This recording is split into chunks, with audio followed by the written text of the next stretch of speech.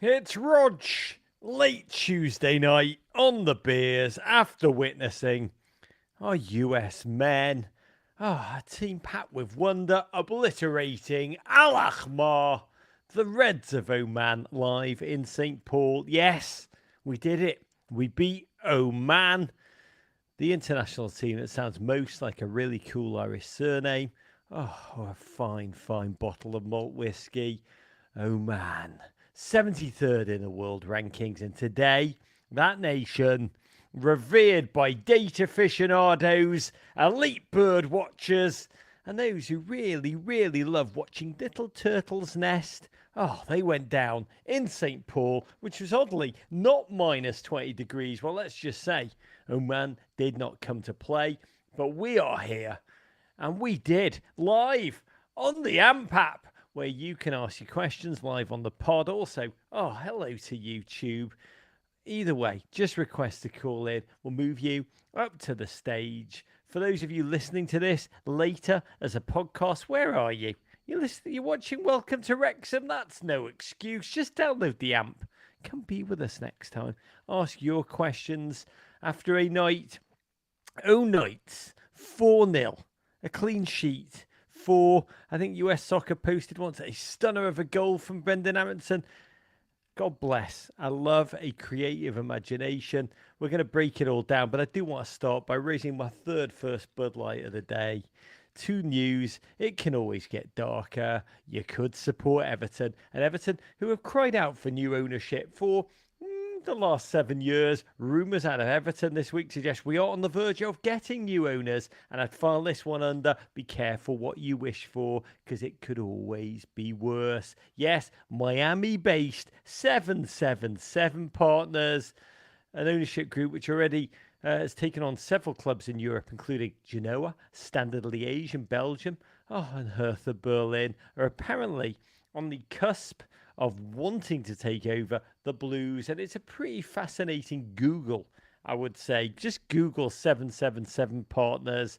I'll spare you the time if you want to know. One of the owners has got a conviction for cocaine trafficking. Yes, we are being taken over, it seems, by late movie Scarface.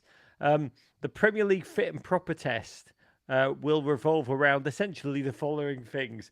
Do they have the money? Yes or no? And where's it come from? The government are already actively briefing journalists that they are doubting 777's suitability for ownership because the company has, quote, according to The Guardian, faced allegations of fraud, offering illegal loans, and failing to pay bills totaling hundreds of thousands of dollars. Honestly, when I read that, that was a moment where I was like, God, they sound perfect for Everton. Welcome. We do know this. They are not top pedigree sports owners. Top pedigree sports owners have all looked at Everton and they have passed on Everton when they saw our books, which are said to be, let's just say, complex after the departure of oligarch and sugar daddy Usmanov. 777 have talked about coming into Goodison. There's an incredible Financial Times article where they talk about wanting to monetize fans, like they're just being utterly open about it. They believe we are about to enter, this is a quote, a period of, quote, hyper-commercialization in football. What could possibly go wrong now? I don't know if you've got questions about Everton. Happy to talk more about that wonderful future for the football club that I love. But before we do get into the football, a rather massive announcement from Men in Blazers World Headquarters. An announcement I'd say we've hinted at in previous week's pods. By hinting, I mean blatantly stating. We also mentioned it in last week's Raven newsletter. Subscribe to that now. We are launching a new daily football podcast. I'm so bloody proud of it. Men in Blazers Early Kickoff. That's right. Another podcast for the Men in Blazers Media Network, but this one's different. It's a pod that will drop Monday through Friday at 6 a.m. Eastern Time every day, bringing you global football's biggest stories and headlines ripped straight from Europe's back pages in a 10-minute format. So you can essentially wake up and immediately just download, in I hope a joyous, intelligent, wondrous way, everything that happened while you were sleeping so you are ready for your day. It's being produced in London. We now have a London production arm that I'm utterly delighted about as we continue to grow with your love and your support. Premieres Monday, September 18th. Here's the most important part. It's on a separate podcast feed from this one. That's right, an entirely different podcast feed. Search right now, Men in Blazers, early kickoff. Oh, and you know what to do. Smash the subscribe button, rate and review. It will help us more than you can ever know. And Godspeed to the whole team putting that together. You're doing the football Lord's work. But to the United States, tonight, as I said, we face mighty Oman. I'll take your questions on this game. Whatever you have, if you're on YouTube, write them in and we'll take them. If you are here and you want to come up, don't be shy. But Oman, they're a team whose national dish, a shua, is bone-in cuts, I believe, of lamb, goat, or camel, spiced with chili peppers, cardamom, cloves, cumin, and coriander. Daddy wants. Football, not so much. Oman, 4.5 million population, smaller than Louisiana's. Their 24-man roster that they dispatched, every single player but one plays for a club in the Oman Professional League. The one who doesn't, he has no club whatsoever. That is the caliber of opponent we're facing tonight. And let's rewind the clock. What do we want before kickoff? We wanted a palate cleanser. We wanted to see a collective performance that was better than the weekend's Uzbekistan slumber, one that crackled with a sense of the footballing idea that we intend to employ to score goals. That's what's important. Greg had said that this side against Uzbekistan, they couldn't break the back five down. They were cumbersome. They were predictable in that final third. And so the starting lineup, it was fascinating. A lot of options here, but we went with a predictable core components. Pulisic, Weah, Ballo, Musa, Weston, Matt Turner missing. Yes, he'd returned to Britain for the birth of, please God, his daughter forthcoming. Godspeed to the Turner family. Ethan Horvath started. Christopher Lunt, the young Scando-American, got the nod. 21-year-old playing at fullback quite capably, quite ably, quite joyously. Malik Tillman making his first ever start. Those were the individuals we wanted to see. But what was the collective mindset? That's what we wanted. Matt Turner's honest words after the Uzbeki game still ringing in my ears, where he said, we can't just stroll up to games and expect to win if we really want to get where we want to go. And honestly, I'd file a start under sleepy. This has been written out of the game, but inside 4 minutes, Abelushi had the chance to lash the ball in acres of space from inside the box, straight at goal, but he spanked it wide, which was a weird and eerie let-off. And the US almost whirred into life in the wake of that, launching a barrage of heaves from deep, inches over Ballo's bonds. 30 minutes, a series of crosses, switching the point of attack, really culminating in lovely interplay between Weah and Dest. Let's just say, not the finest goalkeeping to parry it right back up the gut to a waiting, hungry Balogun. Oh, Ballo, big goal for his confidence. Still not match fit properly, but still banging him in. 2 goals in 4 games for the United States of America. A great American, Flo Balogun. Mr. 50%. Opta then dropped. Got to say this about Opta. What an incredible statistic they just had at their fingertips, which was Balogun is the first Monaco player to score a goal for the US men since Freddie Bloody Adu in July 2009. They must have been sitting on that statistic for like ever. But way to be a bit of a buzzkill. Opta, thanks for slightly diminishing that moment. Oman then spent a lot of time ball chasing as the US started to try and wear them down, swinging that ball from the left to the right and back again. Weston McKinney had himself a time pinging that ball from deep. Honestly, it was like watching Beckham in his Galaxy days when he too was utterly unopposed, unmatched, like acres of space, just having plenty of time to make the body shape right and just send one Hollywood ball spanking him all over the field. He was having an absolute laugh. Tim Weah punched one into the net, hand the Gog style. Tillman spanked one of the stunned goalkeeper. We soon found out the goalkeeper was stunned because he actually saved the bloody ball. I think the positive about that first half, the United States, that turnover, that slot from the Uzbeki game was eradicated. Set pieces still oddly remain deeply ineffective. But the truth is, an underwhelming Oman were very, very, very poor. They were brittle, occasionally panicked at the back. This was nervy, headless stuff going forward. US backline, I've got to say, played well when called upon, which was not often. Chris Richards, solid, confident, steady on the ball. I love watching that man play football.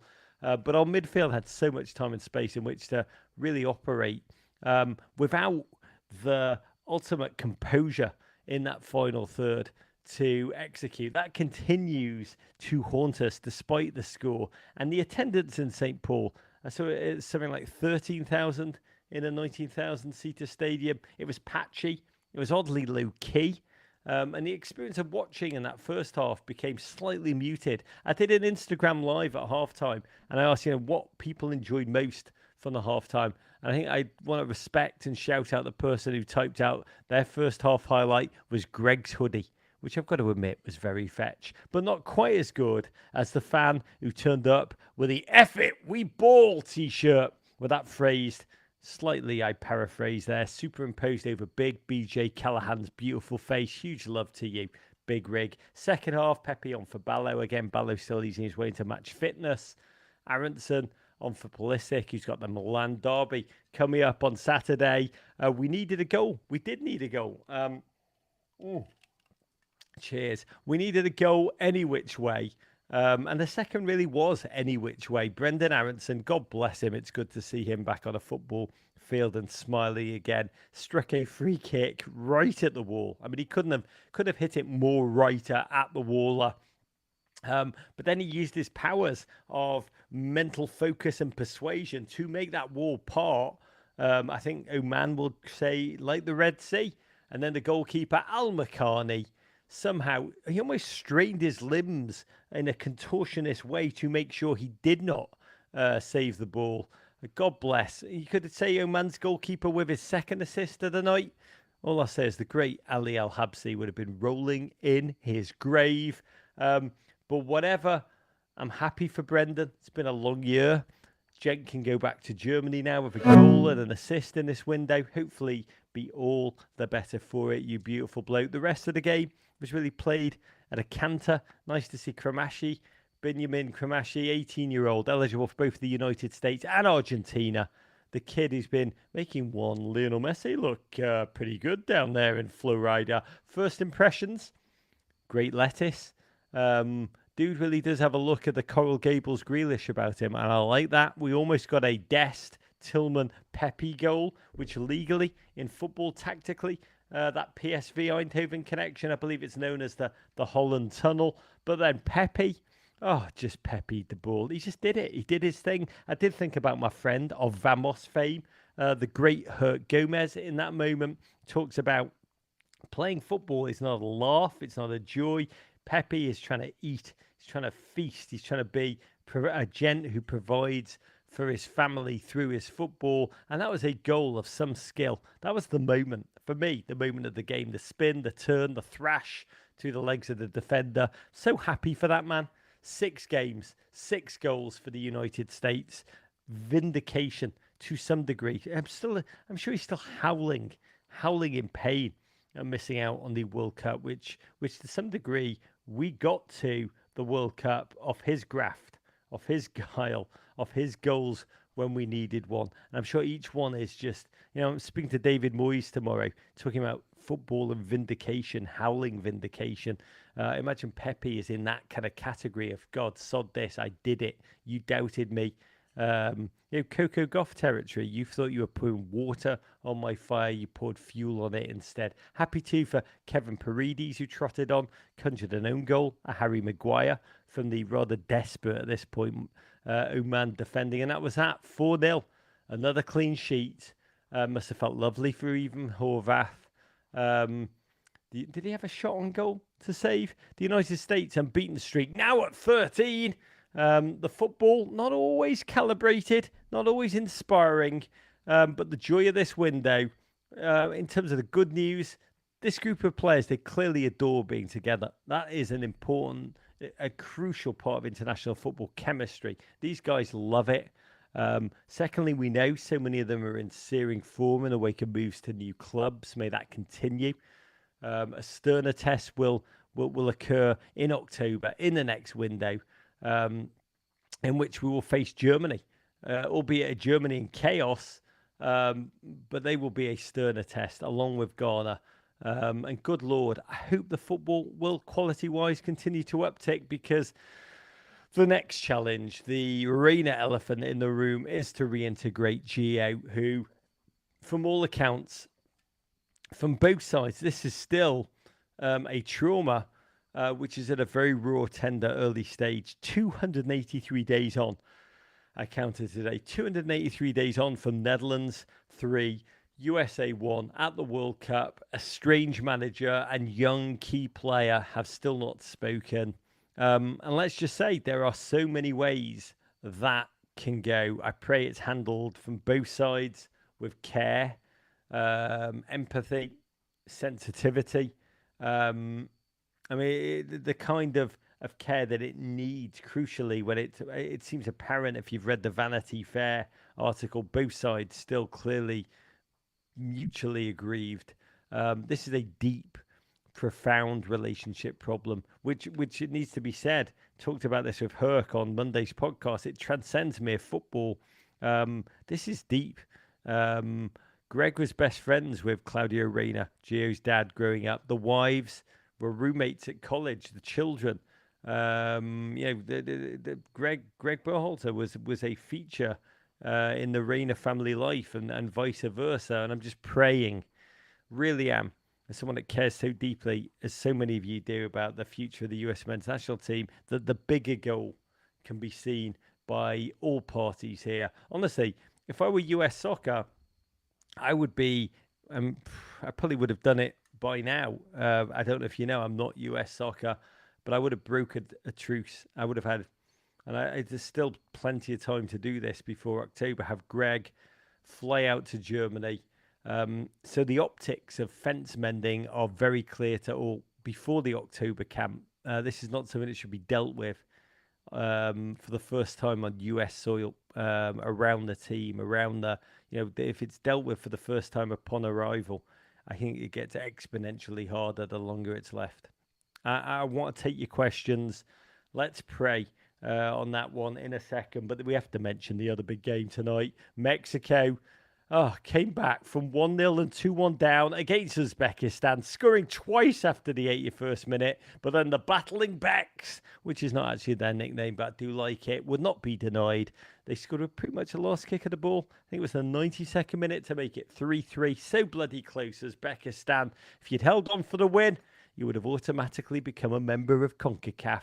Not tonight, my friends. But Mexico, that manager already seeming wholly unfit for purpose. CONCACAF, gonna CONCACAF. Now, to our favourite part of the show, the part where we get to listen to you, dear viewers, and answer your questions. You know how it works. Request a call in. We'll move you to the stage. Stay unmuted until we shouted you out.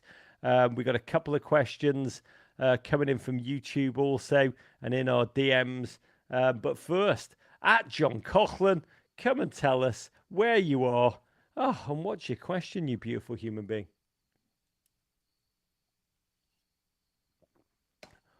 John. Hey, Raj.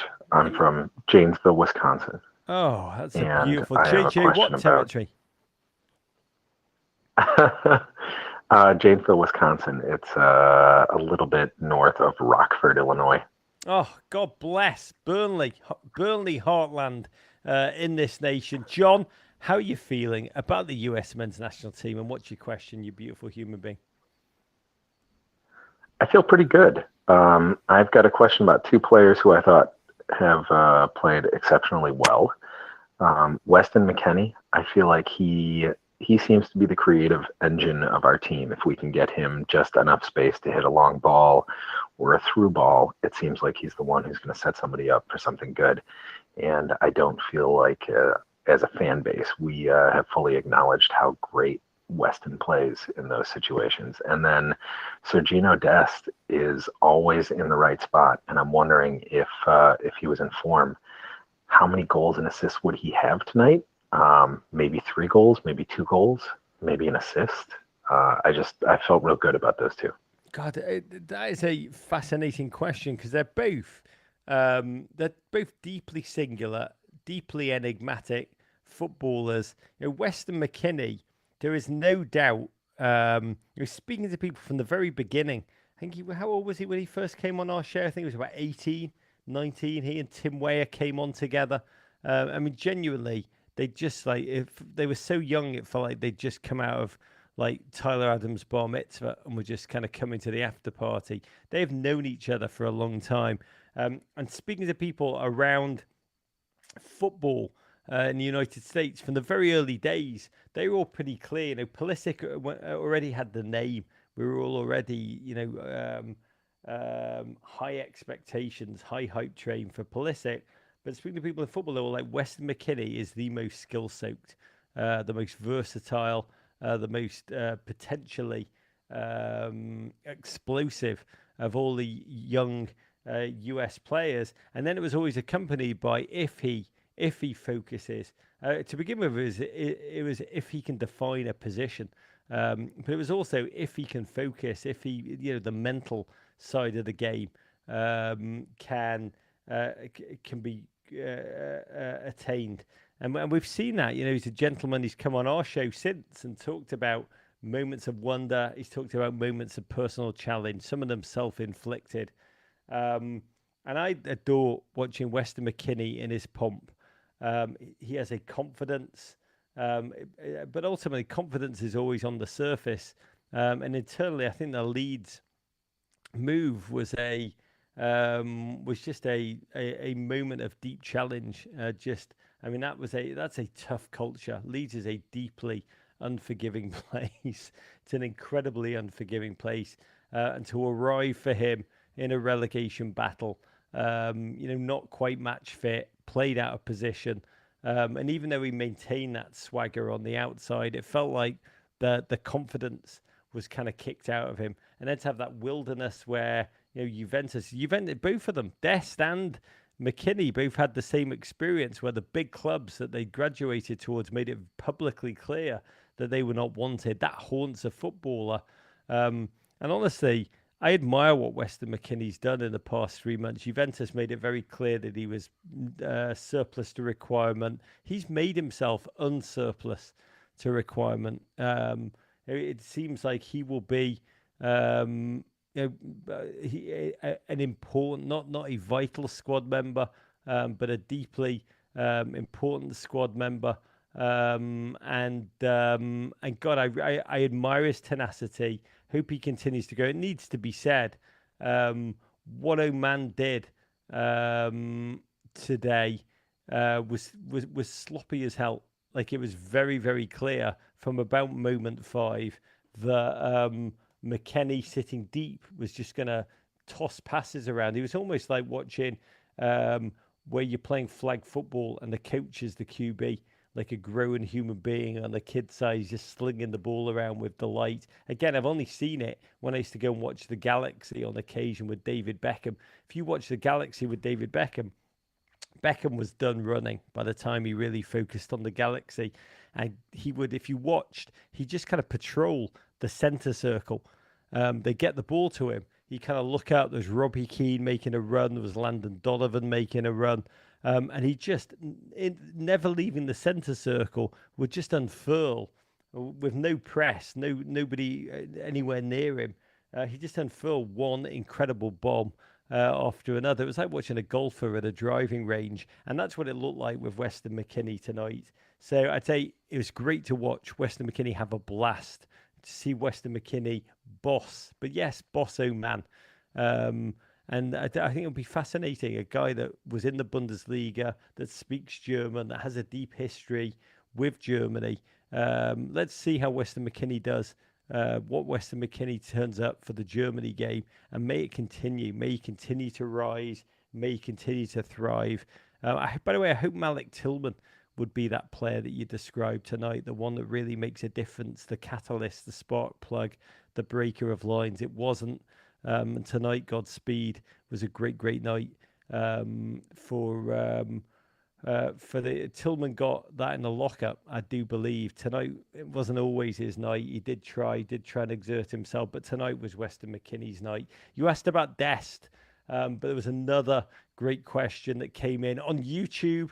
Godspeed to everyone watching along live there. Blaugrauner Cooler 79. Can someone please explain to me why the hell Dest is trying to take shots outside the box? Someone please give him a reality check. And Blaugrana Cooler 79.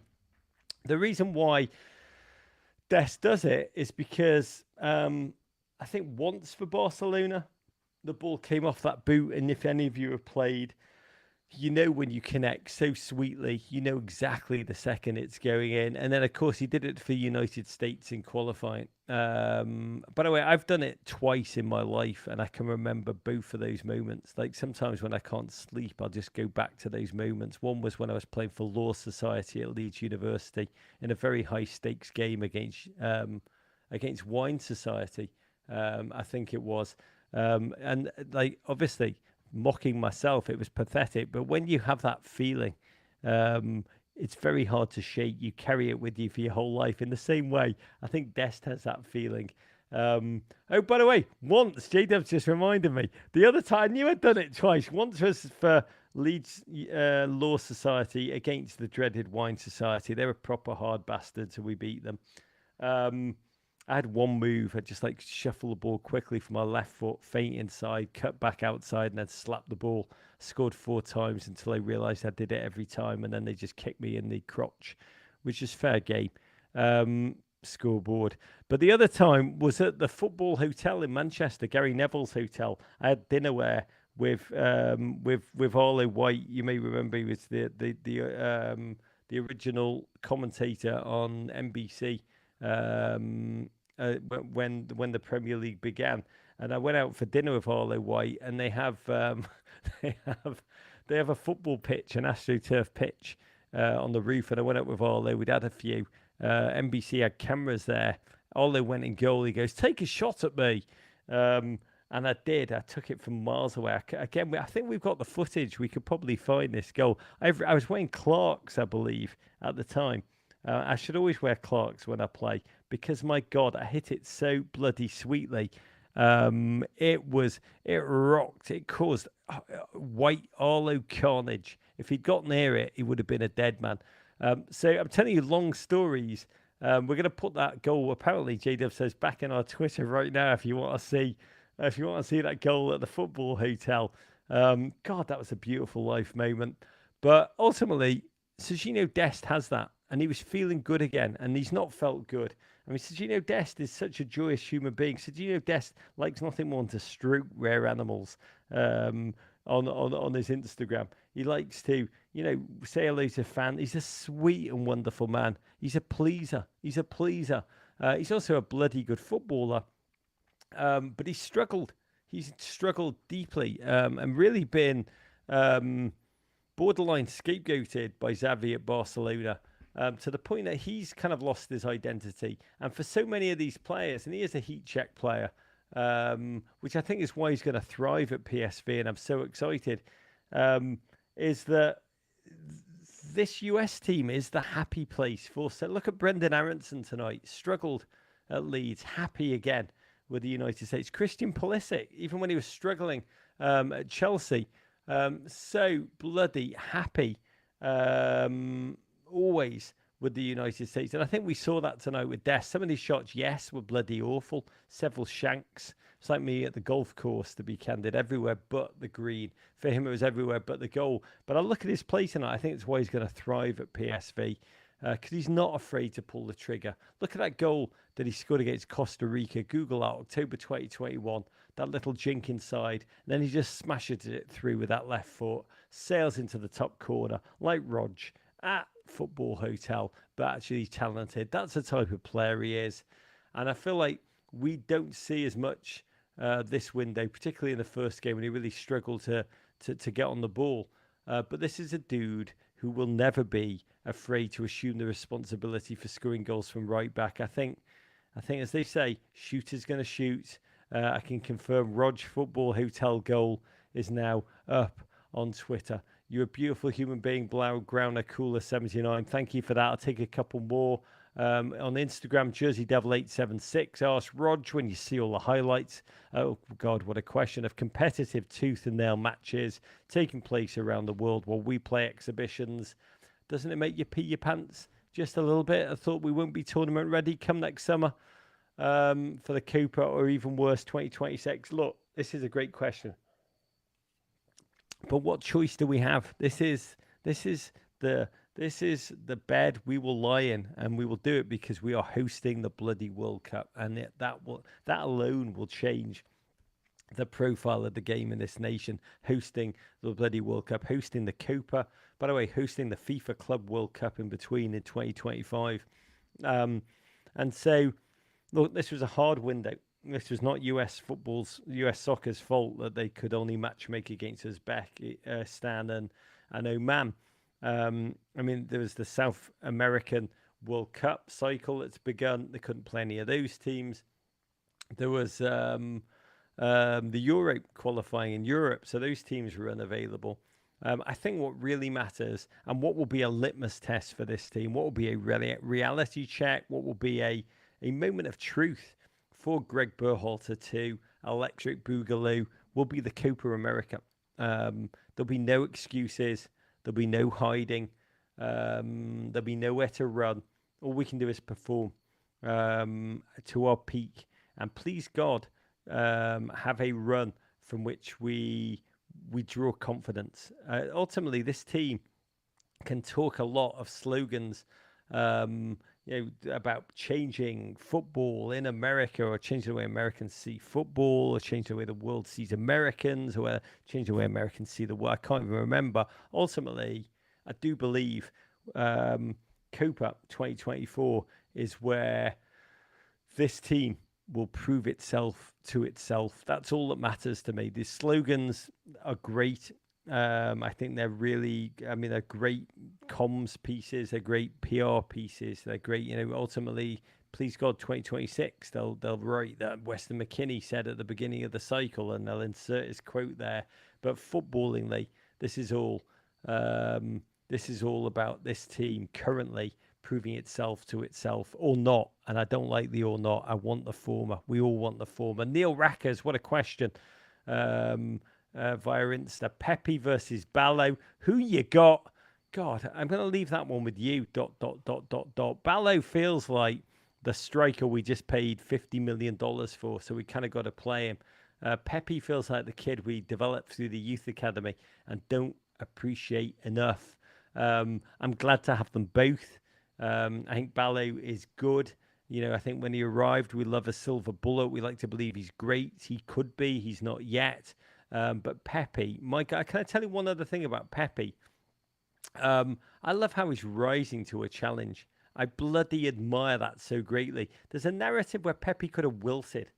Pepe could have been crushed. To be that old, well, young, and to move to Augsburg for that much money and crap the bed. And then have on top of that the national team that you had delivered for in key moments, then turn around and be, yeah, we don't need you for the World Cup. We're going to take Hadji Wright, a wonderful kid. But like Pepe must have looked at Hadji Wright and been like, really? Really? How? Why? What? I mean, that could break a lesser human being. Pepe's tenacity, Pepe's ability to go to Groningen. I mean, going to Groningen is not a glamorous moment for anybody's life. It's a wonderful club. But my God, in a relegation battle, he delivered, and he then earned his resurrection to PSV. And I love watching him play. I am unabashedly Team Pepe. Perpetual chip on his shoulder. Player who plays to defy the haters. People talk about Greg's relationship with Gio. And what happened there is much more complex. But you have to think about how mature Pepe must be on a profound level to have his dream cast aside and then come back and play again in this infrastructure so richly, so deeply, so passionately, and once again, not just once, bloody 6 times in 6 games to deliver. I think he's humanly magnificent. You won the bloody window for me, Ricardo Pepe. and we're all the better for it. The brothers McMullen, Rog, I know this was not our best window, but it's the fact that Greg escaped without any major headlines of any sort. Can that be declared as a victory and easing back into the saddle with Air Force One stirrups? Yeah, I mean, ultimately, Greg will, you can say going to the next window, 7 goals scored, none conceded. But, ultimately, the big question hanging over this program is, what is the idea of football? What is the idea of football that we are playing? How are we going to score goals intentionally, not with walls parting, goalkeepers letting the ball in, own goals flying in? I mean, one of the answers is Pepe's ability, Pepe's clinicality, Pepe's chance taking. But there needs to be more, a lot of possession, not a huge amount of chances created. And that needs that. I'd say that's a work in progress. Couple more quick ones. I'm going to love and leave you. Regis Lives. Was it Regis Lives? I apologise, Regis. Rog, what Premier League game are you most looking forward to this weekend? Looking forward is a euphemism for, like, do I look forward to being kicked in the down belows? Because that would be Everton Arsenal. Low-key matchup, United versus Brighton. Roberto De Zerbi, just a magnificent human being. There was a beautiful piece I read today where Tony Bloom, the Brighton owner, a genius, talked about how watching Roberto De Zerbi has changed the way he thinks about football. This man, Roberto De Zerbi, just the deep, profound tactical brilliance of this human being in terms of how he draws the opponent in and tries to, with a deeply intentional plan, talking about how are they going to score goals, unbuckles the opponent. I fear for United. In 2 words, Evan Ferguson, South Coast Gulliver. I cannot wait to watch him do work again. That is it in terms of the questions. There's a lot more to discuss. Gio Reyna, if you are out there and you are listening, please heal. Let's do this. Let's focus. Come back to us. We love you. We need you. We need this. We need this to be. We need the football. We really do. We need the football to be the focus. Here's a quick look at what's coming up at Men in Blazers World Headquarters for the rest of the weekend. All powered by Bud Light. Easy to drink, easy to enjoy. We've got a new episode of Vamos with Hurt Gomez tomorrow. Friday, we're back with a brand new episode of WGFOP. Get your questions in now. All you got to do is call 646-450-9472. 646-450-9472. We'll talk about USMNT national team. We'll welcome the Premier League back into our loving arms next week. Don't forget the premiere of Men in Blazers Early Kickoff on new daily podcast, designed to bring you all the biggest stories in football every morning in that sweet 10-minute listen. Pod feed is already up. Search Men in Blazers Early Kickoff. Subscribe, share, subscribe, share, subscribe, share. I'm going to raise a quick shot of Jägermeister to the Premier League, which is back this weekend. Milan Derby 2. We got West Ham, Manchester City Saturday. It's going to be magnificent. I'm actually getting up early tomorrow to speak to David Moyes. And I realise that man is happy at the moment. And David Moyes' happiness might well be the only joy Everton fans have, even vicariously, this season. I'll be back on Friday with WGFOP, calling any questions for that one. This is Rog saying big, big love and go, go, go.